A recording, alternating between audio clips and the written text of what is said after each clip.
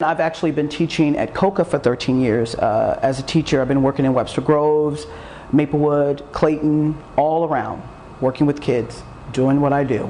I really want this school to become a school that is known around the country, like some of the other performing arts schools, like the famed Fame School, you know, in New York. And I want kids to want to come here.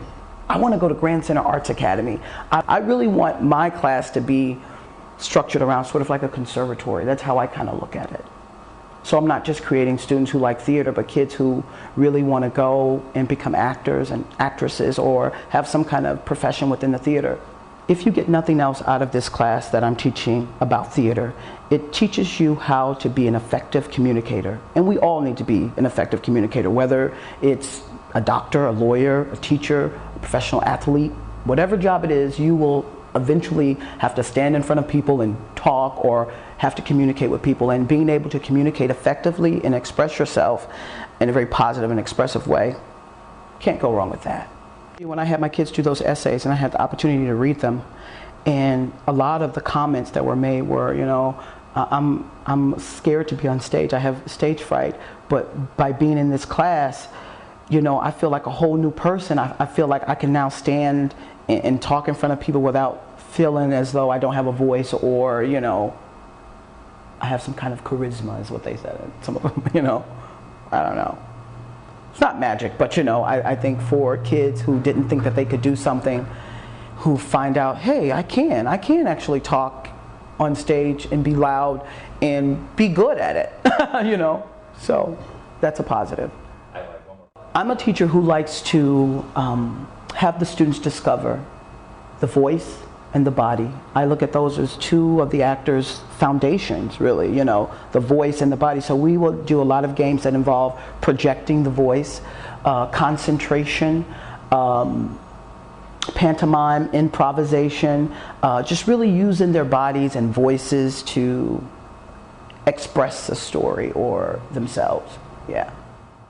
Most of our things in the next couple of years will be student written and developed, and that's actually how I work best.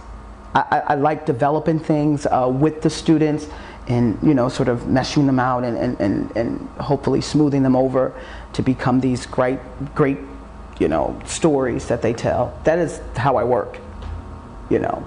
Especially at this age. I think when they get into high school, we'll get more and more into written plays and writers, but I think kids need to have that opportunity to write their own stories. Theater works best when I'm working with the music teacher, when I'm working with the dance teacher or the art teacher. I think, you know, the art teacher working with the kids on set design, that's a great opportunity. The music teacher working with them on, you know, the music, if it's a musical, or the dance teacher, if there's a dancing part, whatever. It doesn't necessarily have to be a musical, but there may be some call for a dance piece in it that the kids have developed, and they can work with the dance teacher on that as well. And the comm arts teachers. You know, there's editing that needs to happen, there's writing, there's a whole big process that happens.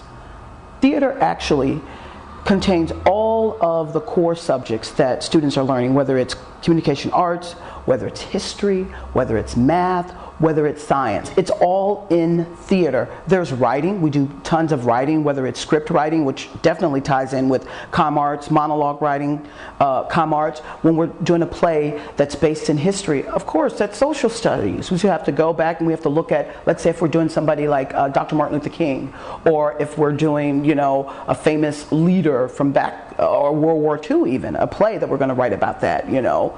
We have to go back. We have to look at the history. We have to go through all the, you know, the history books, and that's definitely a connection, even if it was a famous scientist.